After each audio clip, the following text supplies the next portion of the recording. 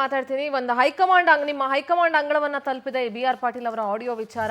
ಹೈಕಮಾಂಡ್ಗೂ ಕೂಡ ಈಗ ತಲೆನೋವೇನೆ, ಏನಪ್ಪ ಏನಾದ್ರೂ ಒಂದು ಮಾಡ್ಕೊಳ್ತಾ ಇರ್ತಾರಲ್ಲ ಇವರು ಅಂತ. ರಾಜ್ಯ ಕಾಂಗ್ರೆಸ್ ನಾಯಕರ ಜಟಾಪಟಿಗೆ ಹೈಕಮಾಂಡ್ ತೀವ್ರ ಆಕ್ಷೇಪ ವ್ಯಕ್ತಪಡಿಸಿದೆ. ಒಬ್ಬರಾದ ನಂತರ ಒಬ್ಬರ ಶಾಸಕರಿಂದ ಸರ್ಕಾರದ ವಿರುದ್ಧ ಕಿಡಿಕಾರ್ತಾ ಇದ್ದಾರಲ್ಲ, ಏನ್ ತಲೆನೋವಿದು. ಈ ವೇಳೆ 3 ದಿನಗಳ ಕಾಲ ದೆಹಲಿಗೆ ಸಿಎಂ ಸಿದ್ದರಾಮಯ್ಯ ಹೋಗಿದ್ದಾರೆ. ನಾಳೆ ಎಐಸಿಸಿ ಕಚೇರಿಯಲ್ಲಿ ಅಧ್ಯಕ್ಷ ಮಲ್ಲಿಕಾರ್ಜುನ್ ಖರ್ಗೆ ಅವರನ್ನ ಭೇಟಿ ಮಾಡ್ತಾರೆ. ಸಂಸತ್ತಿನ ಪ್ರತಿಪಕ್ಷ ನಾಯಕ ರಾಹುಲ್ ಗಾಂಧಿ ಕೂಡ ಇಲ್ಲಿ ಉಪಸ್ಥಿತರಿರ್ತಾರೆ. ಕರ್ನಾಟಕ ಕಾಂಗ್ರೆಸ್ ಒಂದು ದೊಡ್ಡ ತಲೆನೋವಾಗ್ಬಿಟ್ಟಿದೆ ಹೈಕಮಾಂಡ್ಗೆ. ಚರ್ಚೆ ಮುಂದುವರಿಸ್ತೀನಿ. ಸಮೀವುಲ್ಲಾ ಸರ್, ನನ್ನ ಪ್ರಶ್ನೆ ಸರಿ ಇತ್ತಾ? If BR. ಪಾಟೀಲ್ ಅವರು ಹೆದರ್ಕೊಂಡು ಏನೋ ಮಾಡ್ತಿದ್ದಾರೆ ಅನ್ನೋದಕ್ಕಾದ್ರೆ, ಈ ಬೇಳೂರು ಗೋಪಾಲ್ ಕೃಷ್ಣ ಅವ್ರು ಯಾರಿಗೆ ಹೆದರ್ಕೊಳ್ತಾ ಇದ್ದಾರೆ, ರಾಜು ಕಾಗೆ ಅವ್ರು ಯಾರಿಗೆ ಹೆದರ್ಕೊಳ್ತಾ ಇದ್ದಾರೆ? ನನಗೊಂದ್ ಸ್ವಲ್ಪ ಆನ್ಸರ್ ಕೇಳ್ತಾ ಇದ್ದೀನಿ ಸರ್. ನಾನು ಯಾಕೆಂದ್ರೆ ಬಿ.ಆರ್. ಪಾಟೀಲ್ ಈಡಿಗೆ ಹೆದರ್ಕೊಳ್ಳುವಂತದ್ದು ಅವರ ಹಿನ್ನೆಲೆ ಮತ್ತೆ ಅವರ ರಾಜಕಾರಣದ ರೀತಿ. ಅವರು ವೋಕಲ್ ಇದ್ದಾರೆ, ಬಟ್ ಅವರ ರಾಜಕಾರಣನೇ ಬೇರೆ ತರದ್ದು. ನಾವು ತುಂಬಾ ವರ್ಷಗಳಿಂದ ನೋಡಿದೀವಿ ಅವ್ರನ್ನ. ಹೀಗಾಗಿ ಅವ್ರನ್ನ ಇಡಿ ಬಲೆ ಹಾಕುತ್ತೆ, ಅವ್ರನ್ನ ಅದೇನೋ ಯಾವ್ದೋ ಸೆಂಟ್ರಲ್ ಏಜೆನ್ಸೀಸ್ ಗಳು ಎದುರ್ತವೆ ಅಂತ ಹೇಳ್ಬಿಟ್ಟು ಕಾಂಗ್ರೆಸ್ ಅವ್ರದೇ ಪಕ್ಷದ ಶಾಸಕರು, ಅವ್ರದೇ ಪಕ್ಷದ ವಕ್ತಾರರು ಅದನ್ನ ಹೇಳ್ತಾರೆ ಅಂದ್ರೆ ತುಂಬಾ ಹಾಸ್ಯಾಸ್ಪದವಾದ ಬಾಲಿಶವಾದಂತಹ ಕಳೆದ ಹಿಂದಿನ ಸರ್ಕಾರದಲ್ಲಿ ಬಿಜೆಪಿ ಅವರು ಇಳಿದ 5,800 ಇಡಿ ಕೇಸಲ್ಲಿ 95% ವಿರೋಧ ಪಕ್ಷದಲ್ಲಿ ಸೊ ಈಗ ವಿಚಾರ ಒಂದ್ ನಿಮಿಷ ಸೊ ಬಿಡಿ. ಬೇಲೂರು ಗೋಪಾಲಕೃಷ್ಣ ಅವ್ರ ಬಗ್ಗೆ ಮಾತಾಡಿದಿರಿ. ಬೇಲೂರು ಗೋಪಾಲ ಒಂದ್ ನಿಮಿಷ ಸರ್, ಸಮೀವುಲ್ಲಾ ಅವ್ರು ಇರಿ ಒಂದ್ ನಿಮಿಷ. ಅವರಿಗೆ ಯಾವ ಇಡಿ ಥ್ರೆಟನ್ ಇದೆ? ಎಲ್ಲದಕ್ಕೂ ಮಾತಾಡಕ್ ಬರ್ಬೇಡಿ ರಘು ಅವರೇ. ಬೇಲೂರು ಗೋಪಾಲ್ ಕೃಷ್ಣ ಅವರಿಗೆ ಯಾವ ಇಡಿ ಇದೆ ಹೇಳಿ? ನೀವು ಉತ್ತರ ಅಲ್ಲ, ನೀವು ಪ್ರಶ್ನೆ ಬೇಲೂರು ಗೋಪಾಲ ಕೃಷ್ಣ ಅವರು ಹೇಳಿರ್ತಕ್ಕಂಥದ್ದು ಇನ್ ಕೇಸ್ ತಪ್ಪಿತಸ್ತ್ರ ಆದ್ರೆ ರೆಸಿಗ್ನೇಷನ್ ಕೊಟ್ಟು ತನಿಖೆ ಎದುರಿಸಲಿ ಅಂತ ಹೇಳಿದ್ದಾರೆ. ತಪ್ಪೇನಿದೆ? ಇನ್ ಕೇಸ್ ಅಂತ ಹೇಳಿದ್ದಾರೆ. ನೋಡಿ, ನೀವು ಪೂರ್ತಿ ಚೆಕ್ ಮಾಡಿ. ಇನ್ ಕೇಸ್ ಅವ್ರೇನು ತಪ್ಪಿತಸ್ತ್ರ ಆಗಿದ್ರೆ ರೆಸಿಗ್ನೇಷನ್ ಕೊಡಿ. In case BR. ಪಾಟೀಲ್ ಅವರು ಜಮೀರ್ ಅಹಮದ್ ಮೇಲೆ ಯಾವುದೇ ನೇರವಾದಂತ ಆರೋಪ ಮಾಡಿಲ್ಲ. ನಾವು ಹೇಳಿಲ್ವಲ್ಲ, ಮತ್ತೆ ಹಾಗಾದ್ರೆ ರೆಸಿಗ್ನೇಷನ್ ಕೊಡೋ ಪ್ರಮೇಯ ಎಲ್ಲಿ ಬರ್ತದೆ? ನಾವು ಕೇಳ್ತೇವೆ. ಒಂದ್ ನಿಮಿಷ ನೋಡಿ, ಅವರನ್ನ ಯಾರೋ ಮೀಡಿಯಾದವ್ರು ಕೇಳಿದ್ದಾರೆ, ಇವ್ರು ಈ ತರ ತಪ್ಪು ಮಾಡಿದ್ರೆ ರೆಸಿಗ್ನೇಷನ್ ಕೊಡ್ಲಿ ಅಂತ ಹೇಳಿದ್ದಾರೆ. ನನ್ನ ಕೇಳಿದ್ರು ಅದೇ ಹೇಳ್ತೇನೆ. ಇನ್ ಕೇಸ್ ಯಾರಾದ್ರೂ ತಪ್ಪು ಮಾಡಿದ್ರೆ ಅವ್ರಿಗೆಲ್ಲ ರೆಸಿಗ್ನೇಷನ್ ಕೊಟ್ಟು ತನಿಖೆ ಒಳಪಡಿಸಿ ಆಮೇಲೆ ಬನ್ನಿ ಅಂತ ಹೇಳಿ, ಅದು ಸರ್ವೇ ಸಾಮಾನ್ಯದ ಸಂಗತಿ. ಇನ್ನು ರಾಜು ಕಾಗೆ ಅವರು ಹಿರಿಯರು, ಈಗ ಯಾವುದೇ ಒಂದು ಕೆಲಸ ಆಗಿಲ್ಲ. ರಾಜು ಕಾಗೆ ಅವರು ಒಂದ್ ನಿಮಿಷ ಕೇಳಿಸ್ಕೊಳ್ಳಿ. ರಾಜು ಕಾಗೆ ಅವರು ಹಿರಿಯ ನಾಯಕರು, ನಮ್ಮ ಪಕ್ಷದ ಹಿರಿಯ ನಾಯಕರು. ಅವರು ಅಲ್ಲಿ ಸ್ಥಳೀಯ ಮಟ್ಟದಲ್ಲಿ ಏನು ಜಿಲ್ಲಾ ಮಟ್ಟದಲ್ಲಿ ಏನು ವ್ಯವಸ್ಥೆಗಳಿದ್ದಾವೆ, ಎಲ್ಲಾ ಮುಖ್ಯಮಂತ್ರಿಗಳು ಇಲ್ಲೇ ಬರೋ ಅವಶ್ಯಕತೆ ಇಲ್ಲ. ಜಿಲ್ಲಾ ಮಟ್ಟದ ಎಲ್ಲಾ ವ್ಯವಸ್ಥೆಗಳಿದೆ. ಪ್ರತಿಯೊಂದು ಕೆಲಸಗಳು, ಪ್ರತಿಯೊಂದು ಇಲಾಖೆಗಳು ರಾಜ್ಯ ಮಟ್ಟದಲ್ಲಿ ಹೇಗಿದೆಯೋ ಜಿಲ್ಲಾ ಮಟ್ಟದಲ್ಲಿ ಹಾಗೆ ಇದೆ. ಹಾಗಾಗಿ ಅವ್ರಿಗೆ ಅದು ಗೊತ್ತಿರ್ತದೆ, ಅದು ಏನು ಯಾವ ಅರ್ಥದಲ್ಲಿ ಹೇಳಿದಾರೋ ಅವ್ರನ್ನ ಕೇಳೋಣ. ನನ್ನ ಕೈಂಡ್ ಸಜೆಷನ್ ನಿಮ್ಗೆ ಏನು ಅಂತಂದ್ರೆ, ದಯಮಾಡಿ ನಿಮ್ಮ ಅದೇನೋ ಇಸ್ರೇಲ್ಗೆ ಹೋಗಿದಾರಲ್ಲ ಬಿಪ್ಯಾಕ್ ಇದಕ್ಕೆ ಅಂತ, ಅದರ ಬದಲು ನಿಮ್ಮದೊಂದು ತಂಡ ತಾಲೂಕು ಮಟ್ಟ ಜಿಲ್ಲಾ ಮಟ್ಟಕ್ಕೆ ಹೋಗಿ ಒಂದು ಅಲ್ಲಿನ ಆಡಳಿತ ಹೇಗಿದೆ ಅಂತ ಒಂದು ಸ್ಟಡಿ ಮಾಡ್ಕೊಂಡು ಬರ್ಬೇಕಾಗಿ ನನ್ನ ಕಳಕಳಿಯ ಮನವಿ. ಏನಂತೀರಾ ಸಮೀವುಲ್ಲಾ ಸರ್? 100% ಅದು ಗೊತ್ತಿಲ್ದಲೇ ಇದ್ದದಕ್ಕೇನೆ ಇಷ್ಟೆಲ್ಲ ಆಗ್ತಿರೋದು. ರಾಜ್ಯ ಮಟ್ಟದಲ್ಲಿ ಏನಿದೆ ಅಂತ ಅನ್ನೋದು ಲೋಕಲ್ ಅಲ್ಲಿ ಗೊತ್ತಿರುತ್ತೆ ಅಂತ ನೀವ್ ಹೇಳ್ತಿರಲ್ವಾ? ಲೋಕಲ್ ಅಲ್ಲಿ ಇರೋ ರಾಜುಕಾಗೆ ಅವ್ರಿಗೆ ಗೊತ್ತಿದ್ದಕ್ಕೆ ಆತರ ಮಾತಾಡ್ತಿರೋದು. ಲೋಕಲ್ ಕಷ್ಟಗಳು ಏನು ಅಂತ ಗೊತ್ತಾದ ಬಳಿಕನೇ ಇಲ್ಲಿ ಒಂದ್ ಡ್ಯಾಮ್ ಕಟ್ಸಕ್ ಆಗಲ್ಲ, ಒಂದ್ ರಸ್ತೆ ಕಟ್ಸಕ್ ಆಗಲ್ಲ, ಒಂದ್ ಚರಂಡಿ ಮಾಡಕ್ ಆಗಲ್ಲ.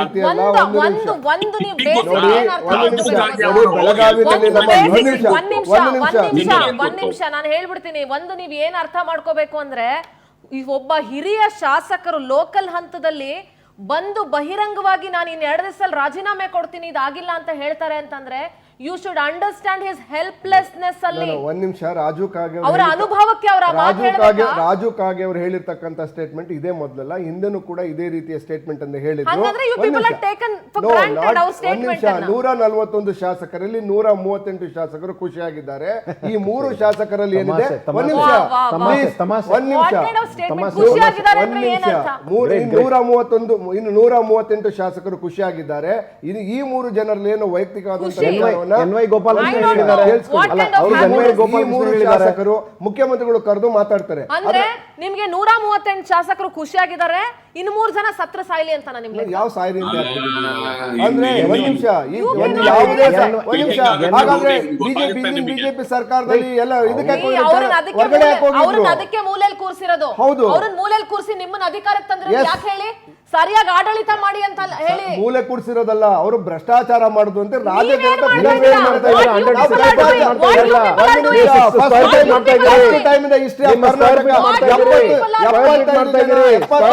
ಭ್ರಷ್ಟಾಚಾರಿಗಳನ್ನ ಸಸ್ಪೆಂಡ್ ಮಾಡಿರ್ತಕ್ಕಂಥ ಕೀರ್ತಿ ನಮ್ಮ ಸರ್ಕಾರದ್ದು. ನಿಮ್ಮ ಕೀರ್ತಿ ಹೌದು.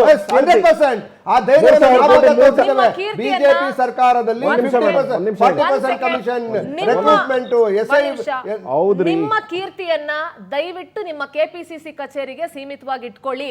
ಇದು ರಾಜ್ಯದ ವಿಚಾರ ಮಾತಾಡ್ತಾ ಇದೀವಿ. ನಿಮ್ಮ ಕೀರ್ತಿ ಪತಾಕೆ ನಮಗ್ ಬೇಡ ಸ್ವಾಮಿ. ನಮಗ್ ಫಸ್ಟ್ ನಿಮ್ಮ ಶಾಸಕರು ಬಡ್ಕೊಳ್ತಾ ಇದಾರೆ ಅಲ್ಲಿ. ಶಾಸಕರನ್ನ ನೋಡಿ, ಒಂದ್ ನಿಮಿಷ, BR ಪಾಟೀಲ್ ಇರ್ಬೋದು, ಬೇಲೂರು ಗೋಪಾಲಕೃಷ್ಣ ಅವರು, ಆ 3 ಜನ ಇಲ್ಲ ಅಂದಿದ್ರು, ಆ 3 ಜನ ಸೋತಿದ್ರು ನೀವು 141 ಜನ ಆಗಕ್ ಆಗ್ತಿರ್ಲಿಲ್ಲ. ಆ 138 ಜನ ಖುಷಿಯಾಗಿರೋದಕ್ಕಿಂತ ಹೆಚ್ಚಿನ ವ್ಯಾಲ್ಯೂ ಈ 3 ಜನರ ಮಾತಿಗಿದೆ ಅನ್ನೋದನ್ನ ಮರಿಬೇಡಿ ರಘುದೊಡ್ಡಿ. ಖಂಡಿತವಾಗ್ಲೂ ಪ್ರತಿಯೊಬ್ಬರ ಶಾಸಕರನ್ನು ಸೀರಿಸಿ ತೆಗೆದುಕೊಳ್ತೇವೆ. ನಾವು ಏನು ಭಿನ್ನಾಭಿಪ್ರಾಯ ಇದೆ ಕರೆದು ಮಾತಾಡ್ತೇವೆ, ಮುಖ್ಯಮಂತ್ರಿಗಳನ್ನ ಭೇಟಿ ಮಾಡ್ತೀನಿ ಅಂತ ಹೇಳಿದ್ದಾರೆ. ಬಟ್ BR ಪಾಟೀಲ್ ಅವರ ವಿಚಾರದಲ್ಲಿ ಮುಖ್ಯಮಂತ್ರಿಗಳ ಜೊತೆನೇ ಇರೋರು ಒಂದು ರೈಸ್ ಮಾಡ್ತಾರೆ ಅಂದ್ರೆ ಮುಖ್ಯಮಂತ್ರಿ ಪ್ರತಿದಿನ ಜೊತೆಲೇ ಇರೋರು ಕಂಪ್ಲೇಂಟ್ ಮಾಡ್ತಾರೆ, ಅದು ಮೀಡಿಯಾ ಕೊಡ್ತಾರೆ ರೆಕಾರ್ಡ್ ಮಾಡ್ಕೊಂಡು. ಅಂದ್ರೆ ಅದನ್ನ ಬಿಜೆಪಿಯ ಕೈವಾಡ ಕಾಡ್ತಾ ಇದೆ. ಬಿಜೆಪಿಯ ಕೈವಾಡ ಯಾವ ಮಟ್ಟದಲ್ಲಿದೆ ಅಂದ್ರೆ ಈ ತಳಮಟ್ಟಕ್ಕೂ ಬಿಜೆಪಿ ಅವರು ಇಳಿತಾರೆ ಅನ್ನೋದನ್ನ, ಈ ಕೀಳು ಮಟ್ಟಕ್ಕೆ ಬಿಜೆಪಿ ಅವರು ಇಳಿತಾರೆ ಅಂತ ಹೇಳಿ ಖಂಡಿತ ಎಕ್ಸ್ಪೆಕ್ಟ್ ಮಾಡಿರಲ್ಲ. ನನಗೆ ಪರಮಾಶ್ಚರ್ಯ ಏನು ಅಂದ್ರೆ, ನನಗೆ ಪರಮಾಶ್ಚರ್ಯ ರಾಜು ಕಾಗೆ ಅವ್ರಿಗೆ ಹೇಳಿ, BR ಪಾಟೀಲ್ ಅವ್ರಿಗೆ ಹೇಳಿ. ನನಗೆ ಪರಮಾಶ್ಚರ್ಯ ಏನು ಅಂದ್ರೆ ಸರ್, ಒಂದ್ ಕಡೆ ಇವ್ರ ಪಕ್ಷದ ಶಾಸಕರುಗಳಿಗೆ ಸಚಿವರ ಮೇಲೆ ನಂಬಿಕೆ ಇಲ್ಲ, ಇನ್ನೊಂದು ಕಡೆ ಇವ್ರ ಪಕ್ಷವನ್ನ ಪ್ರತಿನಿಧಿಸ್ತಾ ಇರೋರಿಗೆ ಪಕ್ಷದಲ್ಲಿ ಇರೋರ ಮೇಲೆ ನಂಬಿಕೆ ಇಲ್ಲ. ಕಾಂಗ್ರೆಸ್ ಅಲ್ಲಿ ನಂಬಿಕೆ ಅನ್ನುವಂತ ಪದದ ಬಹಳಷ್ಟು ಕೊರತೆ ಎದ್ದು ಕಾಣ್ತಾ ಇದೆ. ಅಂದ್ರೆ ಅವ್ರ ಮೇಲೆ ಇವ್ರಿಗೆ ನಂಬಿಕೆ ಇಲ್ಲ, ಇವ್ರ ಮೇಲೆ ಅವ್ರಿಗೆ ನಂಬಿಕೆ ಇಲ್ಲ, ರಾಜಕಾರಣಿ ಮೇಲೆ ಅಧಿಕಾರಿಗಳಿಗೆ ನಂಬಿಕೆ ಇಲ್ಲ, ಅಧಿಕಾರಿಗಳ ಮೇಲೆ ರಾಜಕಾರಣಿಗಳಿಗೆ ನಂಬಿಕೆ ಇಲ್ಲ. ಒಟ್ಟಾರೆ as Raju Kage rightly told administration ನಾನು ಹೇಳ್ತೀನಿ ಮೇಡಮ್ ನೋಡಿ, ಎನ್.ವೈ. ಗೋಪಾಲಕೃಷ್ಣ ಅವರು ಒಂದು ಸ್ಟೇಟ್ಮೆಂಟ್ ಕೊಟ್ಟಿದ್ದಾರೆ. ನನ್ನ ಕಾನ್ಸ್ಟಿಯಲ್ಲಿ ಒಂದು ಚರಂಡಿ ಮಾಡಿಸ್ಲಿಕ್ಕೆ ನನಗಾಗಿಲ್ಲ. ಇದೇ ಅಭಿಪ್ರಾಯವನ್ನ 138 MLAಗಳು ಹೇಳ್ತಾರೆ. ಅವರು ಅಸಹಾಯಕರಾಗಿದ್ದಾರೆ. ಇವತ್ತು ರೆವಿನ್ಯೂ ಮಿನಿಸ್ಟರ್ ಕೃಷ್ಣ ಬೈರೇಗೌಡರು, ಅವ್ರ ಬಗ್ಗೆ ಬಹಳ ಗೌರವ ನನಗೆ. ಅವರು ಒಂದು ಒಂದು ತಹಶೀಲ್ದಾರರು AC ಮೀಟಿಂಗ್ ತಗೋತಾರೆ. ಅವ್ರು ಹೇಳ್ತಾರೆ, ರೇಟ್ ಫಿಕ್ಸ್ ಮಾಡ್ಬಿಟ್ರಿ ನಿಮ್ಮ ಇಲಾಖೆನಲ್ಲಿ, ECಗೆ ಎಷ್ಟು, RTCಗೆ ಎಷ್ಟು, ಖಾತಾ ಮಾಡಕ್ಕೆ ರೇಟ್ ಫಿಕ್ಸ್ ಮಾಡಿ ಅಂತಾರೆ. ಅಂದ್ರೆ ಅವ್ರಿಗೆ ಸಂಪೂರ್ಣವಾದ ಮಾಹಿತಿ ಇದೆ, ಈ ಇಲಾಖೆಯಲ್ಲಿ ಅಪಾರವಾದ ಭ್ರಷ್ಟಾಚಾರ ಇದೆ ಅಂತ ಅವ್ರಿಗೆ ಮಾಹಿತಿ ಇದೆ. ಅದಕ್ಕೋಸ್ಕರ ಅವ್ರು ಅದನ್ನ ಹೇಳ್ತಾರೆ. ನಮ್ಮ ಇವ್ರು ಹೇಳ್ತಾರೆ, ನಮ್ಮ ಪರಮೇಶ್ವರ್ ಹೇಳ್ತಾರೆ, ಏನ್ ಹೇಳ್ತಾರೆ, ನನಗೆ ಸಿದ್ದರಾಮಯ್ಯ ದುಡ್ಡಿಲ್ಲ ಅಂತ ಹೇಳ್ತಾರೆ. ಅವ್ರಿಗೆ ಸಂಪೂರ್ಣವಾದ ಮಾಹಿತಿ ಇದೆ. ನಮ್ಮ ಇನ್ನೊಂದು ಇವ್ರು ಹೇಳ್ತಾರೆ, ರಾಜು ಕಾಗೆ ಅವ್ರು ಹೇಳ್ತಾರೆ, 2 ರಿಸಿಗ್ನೇಷನ್ ಕೊಡ್ತೀನಿ, ಈ ಸರ್ಕಾರದಲ್ಲಿ ಇದ್ರೆ ಏನು ಪ್ರಯೋಜನ ಆಗಿಲ್ಲ, ನನ್ನ ಕ್ಷೇತ್ರದ ಜನರಿಗೆ ಮುಖ ತೋರಿಸ್ಲಿಕ್ಕೆ ನನಗೆ ಅವಮಾನ ಆಗುತ್ತೆ ಅಂತ. ನೀವು ವೈಯಕ್ತಿಕವಾಗಿ ಎಲ್ಲಾ ಕಾಂಗ್ರೆಸ್ MLAಗಳ ನೀವು ಮಾತಾಡಿಸಿದರೆ ಎಲ್ಲಾ MLAಗಳು ಇದನ್ನೇ ಹೇಳ್ತಾರೆ. ಈ ಕಾಂಗ್ರೆಸ್ ಸರ್ಕಾರ ಬಂದ ಮೇಲೆ ಒಂದೇ ಒಂದು ಪ್ರಗತಿ ಆಗಿಲ್ಲ, ಭ್ರಷ್ಟಾಚಾರ ತಾಂಡವಾಡ್ತಿದೆ. ಭ್ರಷ್ಟಾಚಾರಕ್ಕೆ ಒಂದೊಂದು ಹೆಸರೇ ಕಾಂಗ್ರೆಸ್. ಹಾಗಾಗಿ ಕೃಷ್ಣ ಬೈರೇಗೌಡರ ವಿಚಾರವನ್ನ ದಯವಿಟ್ಟು ಮಾತಾಡ್ತಾ ಇದ್ರಿ. ಕೃಷ್ಣ ಬೈರೇಗೌಡರು ಹೇಳಿರ್ತಕ್ಕಂಥ ಸ್ಟೇಟ್ಮೆಂಟ್ ಏನು ಅಂತ ಅಂದ್ರೆ, ನೀವೇನು ರೇಟ್ ಗಾರ್ಡ್ ಫಿಕ್ಸ್ ಮಾಡ್ಬಿಟ್ಟಿದ್ದೀರಾ ಅಂತ ಕೇಳುದು. ಮಾಡ್ಬಿಟ್ಟಿದ್ದೀರಾ ಅಂದ್ರೆ ಅರ್ಥ ಏನಾಯ್ತು? ಒಂದ್ ನಿಮಿಷ,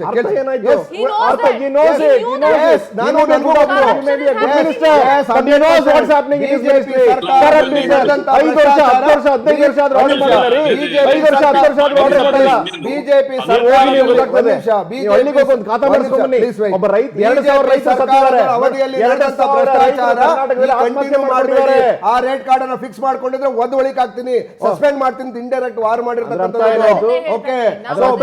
ಹೌದು. ಸೊ ನಾವು ಸೊ ಕೆಲವರು ಹೌದು ಏನು ಕೃಷ್ಣ ಬೈರೇಗೌಡರು ಒಂದು ಕರೇಜನ್ನು ತೋರಿಸಿದ್ದಾರೆ. ಬಿಜೆಪಿ ಸರ್ಕಾರದಲ್ಲಿ ನೀವು ರೇಟ್ ಕಾರ್ಡ್ ಅನ್ನು ಫಿಕ್ಸ್ ಮಾಡ್ಕೊಂಡಿದ್ರಿ, ಭ್ರಷ್ಟಾಚಾರದ ದಂಗೆಯಲ್ಲಿ ಬಿದ್ದಿದ್ರಿ, ಅದನ್ನ ಕಂಟಿನ್ಯೂ ಮಾಡಬೇಡಿ, ಅದನ್ನ ಕಂಟಿನ್ಯೂ ಮಾಡ್ತಾ ಇದ್ದೀರಾ.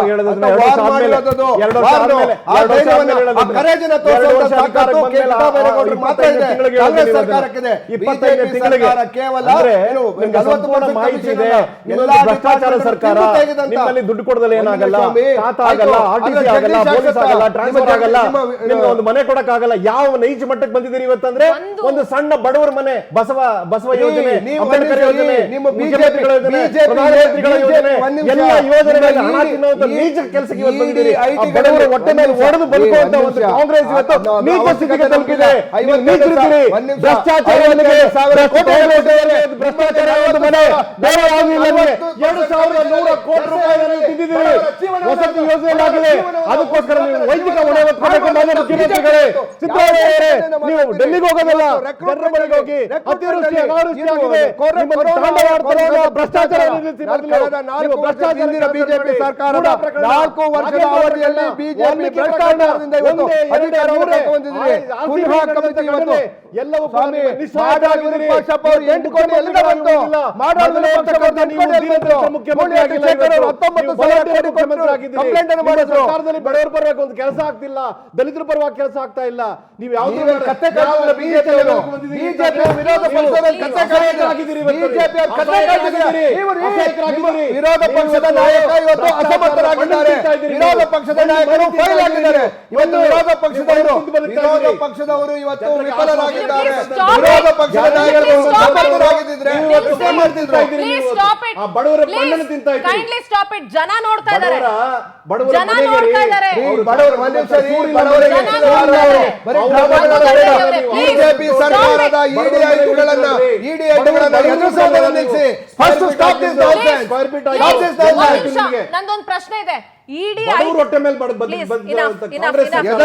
ಕೆಲಸ ಮಾಡಬೇಡಿ ನೀವು. Please kindly stop it. Stop this fast. ಒಂದ್ ನಿಮಿಷ ವೆಂಕಟೇಶ್ ಅವರೇ, ನಾನು ನಿಮ್ದು ಒಂದೊಂದೇ ಪಾಯಿಂಟ್ ಬರ್ತೀನಿ.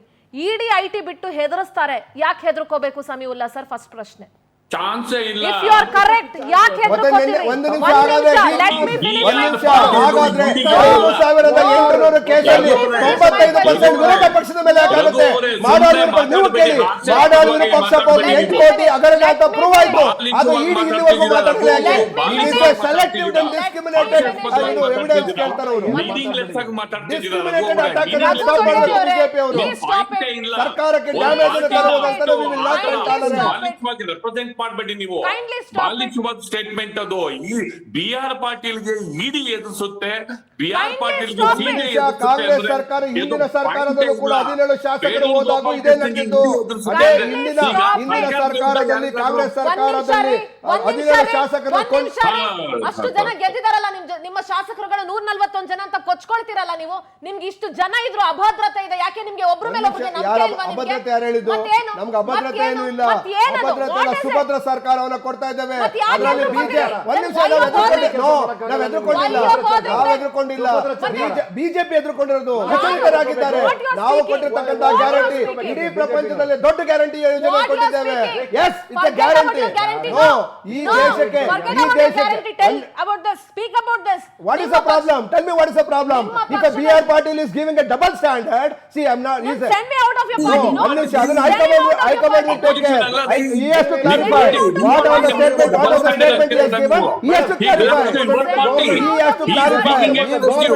I comment will take care. Rajan is talking and he will definitely get it. Your party. He is speaking against you. He belongs to your party. No, that is what I am telling you straight forward. ನೋಡಿ, BR Patil ಅವರು ಅವರದೇ statement ಅಲ್ಲ, 2 letter ಅನ್ನು ಹಾಕಿದ್ರು. ಅವರು ಜಮೀರ್ ಅಹಮದ್ ಮೇಲೆ ಯಾವುದೇ complaint ಅನ್ನು ಕೊಟ್ಟಿಲ್ಲ, ಅಧಿಕಾರಿಗಳ ಮೇಲೆ ಕೊಟ್ಟಿದ್ದಾರೆ. ಅಧಿಕಾರಿಗಳು ಬಿಆರ್ ಪಾಟೀಲ್ ಪಾರ್ಟಿಯಿಂದ ಉಚ್ಚಾಟನೆ ಮಾಡ್ತೀರಾ? ಬಿಆರ್ ಪಾಟೀಲ್ ಪಾರ್ಟಿಯಿಂದ ಉಚ್ಚಾಟನೆ ಮಾಡ್ತೀರಾ? ಅದನ್ನ ಹೈಕಮಾಂಡ್ ತೆಗೆದುಕೊಳ್ತದೆ. ಬಿಆರ್ ಪಾಟೀಲ್ ಹೇಳಿರ್ತಕ್ಕಂಥದ್ದು ಅಧಿಕಾರಿಗಳು ಭ್ರಷ್ಟಾಚಾರಿಗಳು ಅಂತ ಹೇಳಿ. ಅವರ ಅಧಿಕಾರಿಗಳು ಯಾರೇ ಇನ್ವಾಲ್ವ್ ಆಗಿದ್ರು ಅವರನ್ನು ಎದ್ದು ಹೊರಗಡೆ ಹಾಕ್ತೀವಿ ಅಂತ ಹೇಳಿ PS ಹೇಳಿದ್ದಾರೆ. We will take an action against it. Okay, 1 second sir. High command ಅದನ್ನ ಡಿಸೈಡ್ ಮಾಡುತ್ತೆ ಅಂತ ನೀವು ಹೇಳೋದಾದ್ರೆ, ಹೈಕಮಾಂಡ್ ಡಿಸೈಡ್ ಮಾಡೋಕು ಮೊದಲು how can you say that ಅವರು ಪಾರ್ಟಿ ವಿರುದ್ಧ ಕೆಲಸ ಮಾಡ್ತಿದ್ದಾರೆ? ಪಾರ್ಟಿ ವಿರುದ್ಧ ಅಂತ ಹೇಳಿಲ್ಲ. ಬಿಜೆಪಿ ಅವರು ಪಾರ್ಟಿ ವಿರುದ್ಧ ಪಕ್ಷಕ್ಕೆ ಡ್ಯಾಮೇಜ್ ಮಾಡೋದಕ್ಕೆ ಎದುರಿಸ್ತಾ ಇದ್ದಾರೆ, ಇಡಿ ಐಟಿಗಳನ್ನು ಉಪಯೋಗಿಸ್ಕೊಂಡು ಅಂತ ಹೇಳ್ತಾ ಇದ್ದೇನೆ. ಕೈಂಡ್ಲಿ ನಿಮ್ಮ ಹೈಕಮಾಂಡ್ ಡಿಸಿಷನ್ ತಗೊಳ್ಳೋವರೆಗೂ ಆ ಸ್ಟೇಟ್ಮೆಂಟ್ ನ ವಾಪಸ್ ತಗೊಳ್ಳಿ. ಒಂದು ನಿಮಿಷ. ಹೈಕಮಾಂಡ್ ಯಾಕೆ? ಹೈಕಮಾಂಡ್ ಅಲ್ಲ, ಇವ್ರು ಎದುರಿಸ್ತಾ ಇದ್ದಾರೆ ಇಡಿ ಅವರು. ಹಾಗಿದ್ರೆ ಇದು ಒಂದು ನಿಮಿಷ. BR ಪಾಟೀಲ್ ಅವರು ಒಂದು ನಿಮಿಷ ಕೇಳಿಸ್ಕೊಳ್ಳಿ. ಸರ್ಕಾರದ ಬಿ ಆರ್ ಪಾಟೀಲ್ ಅವರು ಮುಖ್ಯಮಂತ್ರಿಗಳ ಜೊತೆನೇ ಇದ್ದು ಮುಖ್ಯಮಂತ್ರಿಗಳ ಜೊತೆ ಚರ್ಚೆ ಮಾಡಲ್ಲ, ಅದು ರೆಕಾರ್ಡ್ ಮಾಡ್ಕೊಂಡು ಮೀಡಿಯಾ ಕೊಡ್ತಾರೆ ಅಂದ್ರೆ there is definitely conspiracy behind this. 100% BJP behind this. 100% ಅಲ್ಲ, ಅವರಲ್ಲ, ಬಿಜೆಪಿ ಅವರು ಯಾರು ಇನ್ವಾಲ್ವ್ ಆಗಿದ್ದಾರೆ, ಯಾರು ಇದನ್ನ ಕಾನ್ಸ್ಪಿರಸಿ ಮಾಡ್ತಾ ಇದ್ದಾರೆ, ಕಾಂಗ್ರೆಸ್ ಸರ್ಕಾರಕ್ಕೆ ಕೆಟ್ಟಸು ತರುವಂತ ಕೆಲಸ ಮಾಡ್ತಾ ಇದ್ದಾರೆ. 100% ರಘು ದೊಡ್ಡೇರಿ ಅವರೇ, ಬಿಜೆಪಿ ಏನೋ ನಿಮ್ ಬಗ್ಗೆ ಸಿಂಪಥೆಟಿಕ್ ಆಗಿ ವೀಕ್ ಆಗಿರೋ ಹೊತ್ತಿಗೆ ನೀವು ಬಚಾವು. ಬಿಜೆಪಿ ಅವರು ನಿಮ್ಮ ಲೀಡರ್ಗಳ ಬಗ್ಗೆ ಸ್ವಲ್ಪ ಸಿಂಪತಿ ಇದೆ, ನಿಮ್ ಲೀಡರ್ಗಳ ಜೊತೆ ಸ್ವಲ್ಪ ಒಳ್ಳೆ ಇರೋದ್ರಿಂದ ನಿಮ್ ಬಗ್ಗೆ ಸಾಫ್ಟ್ ಆಗಿದ್ದಾರೆ ಬಿಜೆಪಿ ಅವರು. ಅವ್ರು ಎಷ್ಟು ಎಫೆಕ್ಟಿವ್ ಆಗಿ ಮಾಡ್ಬೇಕಿತ್ತು ಅಷ್ಟು ಎಫೆಕ್ಟಿವ್ ಆಗಿ ಎಕ್ಸ್ಪೋಸ್ ಮಾಡಕ್ ಬಿಜೆಪಿ ಆಗ್ತಿಲ್ಲ. ಇಲ್ಲದೆ ಹೋಗಿದ್ರೆ ಅದ್ರ ಘಟನೆ ಬೇರೆ ಆಗಿರೋದು. ಇಷ್ಟೊತ್ತಿಗೆ ಆಲ್ರೆಡಿ ಅಧ್ಯಕ್ಷ ರಾಜೀನಾಮೆ ಕೊಡ್ಬೇಕಾಗಿತ್ತು ಏನೋ ಅಂತ ನಿಮಗೆ ಅನ್ನಿಸ್ತಿಲ್ವಾ? ಸರ್, ಒಂದು ನನಗೆ ಅರ್ಥ ಆಗ್ತಿಲ್ಲ ಸರ್, ಅವ್ರು ಯಾವ ಅರ್ಥದಲ್ಲಿ ಮಾತಾಡ್ತಿದ್ದಾರೆ ಅಂತ. ಸಾಲಕ್ಕೆ ಜಮೀರ್ ಅಂತಾರೆ ಪ್ರೂವ್ ಆದ್ರೆ ನಾನು ರಾಜೀನಾಮೆ ಕೊಡ್ತೀನಿ ಅಂತಾರೆ. ಇವ್ರು ಕಾಮಗಾರಿ ಆಗಿಲ್ಲ ಅಂದ್ರೆ let me finish please kindly allow me to speak. ಕಾಮಗಾರಿ ಆಗಿಲ್ಲ ಅಂದ್ರೆ ರಾಜೀನಾಮೆ ಕೊಡ್ತೀನಿ ಅಂತಾರೆ. ಇಷ್ಟೆಲ್ಲ ನಡೀತಿರುವಂತ ಮಧ್ಯದಲ್ಲಿ ತಮಾಷೆಗೆ ನಾನು ಸರ್ಕಾರದಲ್ಲಿ ದುಡ್ಡಿಲ್ಲ ಅಂತ ಒಬ್ಬ ಗೃಹ ಸಚಿವ ಮಾತಾಡ್ತಾರೆ ಅಂತ ಹೇಳಿದ್ರೆ ಇವ್ರಿಗೆ ಏನಾಗಿದೆ ಸರ್? ಇವ್ರಿಗೆ ಕಾಂಗ್ರೆಸ್ ಅವ್ರಿಗೆ ತಮಾಷೆಯಾಗೂ ಮಾತಾಡಬಹುದಾ ಆತರ? ಅದು ಎಂಥ ಜಾಗದಲ್ಲಿ ಮಾತಾಡ್ತಿದ್ದಾರೆ? ಇಟ್ ಇಸ್ ಓಪನ್ ಸ್ಟೇಜ್ ರೀ ಅದು. ನೋಡಿ, ಒಂದು ನಿಮಿಷ ಸರ್ಕಾರದ ವೈಫಲ್ಯ. I will allow you to speak kindly. ನೀವು ಒಂದನ್ನ ಅರ್ಥ ಮಾಡ್ಕೊಳ್ಳಿ ದಯವಿಟ್ಟು. ಐ ಅಗ್ರಿ, ನೀವು ಕಾಂಗ್ರೆಸ್ ಪಕ್ಷದ ವಕ್ತಾರರು, ನೀವು ಅವ್ರನ್ನ ರೆಪ್ರೆಸೆಂಟ್ ಮಾಡ್ತಿದ್ದೀರಿ. ಆದರೆ ವಿತಂಡವಾದ ದಯವಿಟ್ಟು ಮಾಡಬೇಡಿ. ಒಂದ್ ನಿಮಿಷ, ವಿತಂಡವಾದ ಎವಿಡೆನ್ಸ್ ಕೊಡ್ತಾ ಇದ್ದೇನೆ, ಜನರಿಗೂ ಗೊತ್ತಿದೆ. ಮುಖ್ಯಮಂತ್ರಿ ಸದಾ ಬೆಳಿಗ್ಗೆ ಎದ್ರೆ ಸಂಜೆ ಎದ್ರೆ ಮುಖ್ಯಮಂತ್ರಿಗಳ ಜೊತೆ ಮುಖ್ಯಮಂತ್ರಿಗಳ ಜೊತೆ ಮುಖ್ಯಮಂತ್ರಿಗೆ ಕಂಪ್ಲೇಂಟ್ ಅನ್ನು ಕೊಡ್ತಾರೆ ಅಂತಂದ್ರೆ ಭ್ರಷ್ಟಾಚಾರದ ಆರೋಪ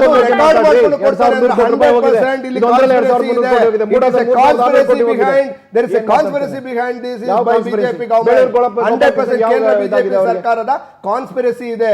ಯಾಕೆ ಅಂತ ನನ್ನ ಮನೆಯಲ್ಲಿ ಸದಾ ಡೈಲಿ ಸಿಗೋವ್ರ ಬಗ್ಗೆ ನಾನು ಹೋಗಿ ಟಿವಿಗೆ ಹೋಗೋ ಅವಶ್ಯಕತೆ ಇರಲಿಲ್ಲ. ಅವ್ರಿಗೆ ಕಂಪ್ಲೇಂಟ್ ಅಲ್ಲೇ ಕೊಡ್ಬೋದು. Not understanding one point here Raghu Dodderi ಅವರೇ. ನನಗೆ ಅರ್ಥ ಆಗ್ತಿದೆ, ನೀವು ಅರ್ಥ ಮಾಡ್ಕೊಳ್ತಿಲ್ಲ.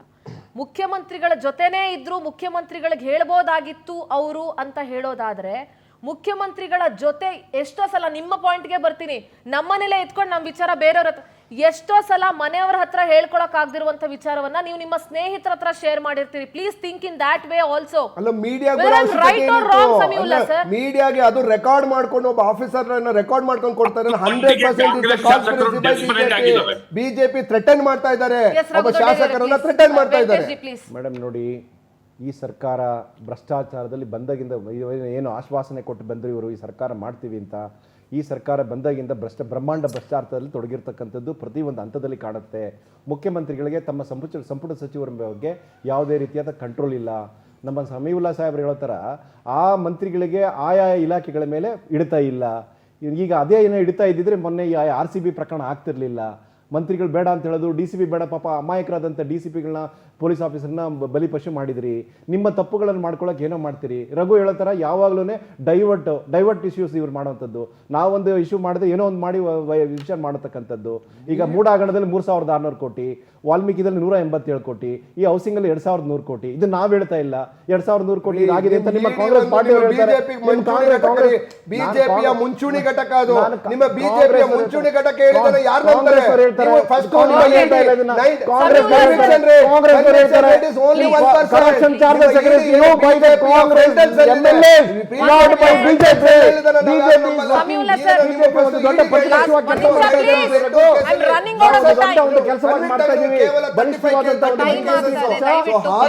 ರಾಜ್ಯಾಧ್ಯಕ್ಷರಾದಂತ ವಿಜೇಂದ್ರ ಅವರ ನೇತೃತ್ವದಲ್ಲಿ ಕೆಲಸ ಮಾಡ್ತಾ ಇದ್ದೀವಿ. 165 ಕಿಲೋಮೀಟರ್ ನಾವು ನಡೆದಿದ್ದೀವಿ ಮೂಡಾ ಪಟ್ಟಣದಲ್ಲಿ. ಏನ್ ಮಾಡಿದ್ರಿ? ನಾಗೇಂದ್ರ ರೆಸಿಗ್ನೇಷನ್ ಕೊಟ್ಟಿದ್ದಾರೆ. ಹೌದು,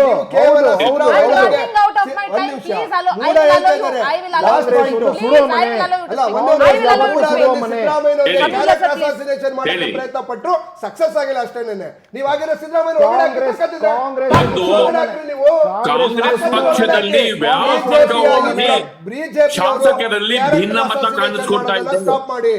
ಕಾಂಗ್ರೆಸ್ ಪಕ್ಷದಲ್ಲಿ ಆಂತರಿಕವಾಗಿ ದೊಡ್ಡ ವಿದ್ಯಮಾನ ವಿದ್ಯಮಾನ ನಡೀತಾ ಇದೆ.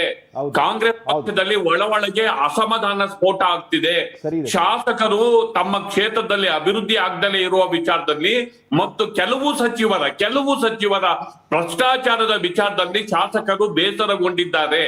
ಈ ಬೇಸರ ಸಂಘಟಿತ ಸ್ವರೂಪವನ್ನ ನನಗೆ ಗೊತ್ತಿರೋ ಪ್ರಕಾರ, ನಾನು ಡೆವಲಪ್ಮೆಂಟ್ ಬೇಸಿಸ್ ಮೇಲೆ ಮಾತಾಡ್ತಿದ್ದೀನಿ, ನನಗೆ ಗೊತ್ತಿರೋ ಪ್ರಕಾರ ಈ ಶಾಸಕರ ಅಸಮಾಧಾನ ಸಂಘಟಿತ ಸ್ವರೂಪ ಪಡಿತಾ ಇದೆ.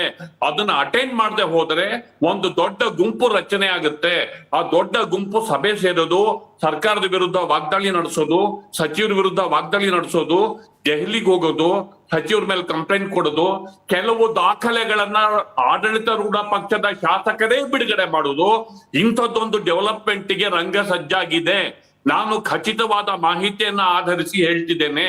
ಸರ್ಕಾರ ಇದನ್ನ ಈಗಲೇ ಅಟೆಂಡ್ ಮಾಡದೆ ಹೋಗಿದ್ರೆ ಮುಂದೆ ಇದೊಂದು ಭಿನ್ನಮತದ ದೊಡ್ಡ ಸ್ವರೂಪವನ್ನ ಪಡ್ಕೊಳ್ತದೆ. Okay, last reaction. Few minutes ಅಷ್ಟೇ, ಈಗಲೇ ಹೇಳಿದೀನಿ, ಫ್ಯೂ ಸೆಕೆಂಡ್ಸ್. ಓಕೆ, ನೋಡಿ, ನಮ್ಮ ಸರ್ಕಾರ ಸುಭದ್ರವಾಗಿದೆ. ನಾವು 0 ಟಾಲರೆನ್ಸ್ ಟು ಭ್ರಷ್ಟಾಚಾರ. 100% ಯಾರು ತಪ್ಪಿತಸ್ಥರಿದ್ದಾರೆ, ಇನ್ ಕೇಸ್ ಇನ್ವಾಲ್ವ್ ಆಗಿದ್ರೆ 100% ಅವರನ್ನ ಒಳಗಡೆ ಹಾಕ್ತೀವಿ ಅಂತ ಆಲ್ರೆಡಿ ಆಫೀಸರ್ ಹೇಳಿದ್ದಾರೆ. We will put them behind the bar. First thing. ಎರಡನೇದು ಏನಾಗ್ತದೆ, ಇವರೇನು ಒಂದು ಕ್ಯಾರೆಕ್ಟರ್ ಅಸಾಸಿನೇಷನ್, ವೈಯಕ್ತಿಕವಾಗಿ ಒಂದು ಡ್ಯಾಮೇಜ್ ಮಾಡುವಂಥ ಒಂದು ಪ್ರಯತ್ನವನ್ನು ಏನು ಮಾಡ್ತಾ ಇದ್ದಾರೆ ಬಿಜೆಪಿಯವರು. ದಯವಿಟ್ಟು ಸ್ಟಾಪ್ ದಿಸ್ ನಾನ್ ಸೆನ್ಸ್. ನಿಮ್ಗೆ ಏನಾಗ್ತದೆ, ನಾವು ಅದನ್ನ ನಿಮ್ಮ ಕರ್ನಾಟಕದಲ್ಲಿ ಎಲೆಕ್ಷನ್ ನಲ್ಲಿ ಗೆಲ್ಲುವಂತ ತಾಕತ್ ನಿಮ್ಮಲ್ಲಿಲ್ಲ. ಸೊ ನೀವು ಇಂಡೈರೆಕ್ಟ್ ಆಗಿ ಬ್ಯಾಕ್ ಡೋರ್ ಇಂದ ಎಂಟ್ರಿ ತಗೊಳಕ್ಕೆ ಏನ್ ಪ್ರಯತ್ನ ಮಾಡ್ತಾ ಇದ್ದೀರಿ. 2018ರಿಂದ 19-19 ಏನು ಅಧಿಕಾರದಲ್ಲಿ ಬಂದ್ರಿ, ಆ ಪ್ರಯತ್ನವನ್ನು ಮಾಡಬೇಡಿ. Thank you. ಒಂದು ಮಾತನ್ನ ನಾನು ಬಹಳ ಸ್ಪಷ್ಟವಾಗಿ ಹೇಳ್ಬಿಡ್ತೀನಿ. ಕಾಂಗ್ರೆಸ್ ಅವರು ಮೊದಲು ನೀವು BPAC ಸ್ಟಡೀಸ್ಗೆ ಇಸ್ರೇಲು, ಅಮೆರಿಕ ಅಲ್ಲಿ ಇಲ್ಲಿ ಹೋಗೋ ಬದಲು ಜಿಲ್ಲಾ ಮಟ್ಟದಲ್ಲಿ, ತಾಲೂಕು ಮಟ್ಟದಲ್ಲಿ ನೀವು ಸ್ಟಡೀಸ್ಗೆ ಹೋಗ್ಲೇಬೇಕು. ಇದು ಕಳಕಳಿಯ ಮನವಿ. Sabiulla sir, please, I mean it sir. Siddaramaiah ಅವರು, DK ಶಿವಕುಮಾರ್ ಅವರು, ದಯವಿಟ್ಟು ನಿಮ್ಮ ಪಕ್ಷದ ವಕ್ತಾರರಿಗೆ ಅಥವಾ ಇನ್ಯಾರ್ಯಾರಿದ್ದಾರೆ ಅವರಿಗೆ ಅದೊಂದು ಟ್ರಿಪ್ನ ನೀವು ಕಳಿಸ್ಕೊಡ್ಬೇಕು, ಜಿಲ್ಲಾ ಮಟ್ಟ, ತಾಲೂಕು ಮಟ್ಟ. ಇದು ನಾನು ಕರ್ನಾಟಕದ ಜನರ ಪರವಾಗಿ ಕೇಳ್ಕೊಳ್ತಾ ಇದ್ದೀನಿ. ಇನ್ನೊಂದು, ಯಾವುದೇ ಪಕ್ಷ ಆಡಳಿತದಲ್ಲಿ ಇದ್ದಾಗ್ಲೂ ಈ ED, IT ಕಾಂಗ್ರೆಸ್ ಅವರು ಇವಾಗ ಇದೀರಾ, ಇದನ್ನ ಪಕ್ಕಕ್ಕಿಟ್ಟು ಇದನ್ನ ಬಿಟ್ಟು ಏನಾದ್ರೂ ಬೇರೆ ಮಾತಾಡಬಹುದಾ ಅಂತ ಸ್ವಲ್ಪ ಮೆಚುರಿಟಿ ಬೆಳೆಸ್ಕೊಳ್ಳಿ.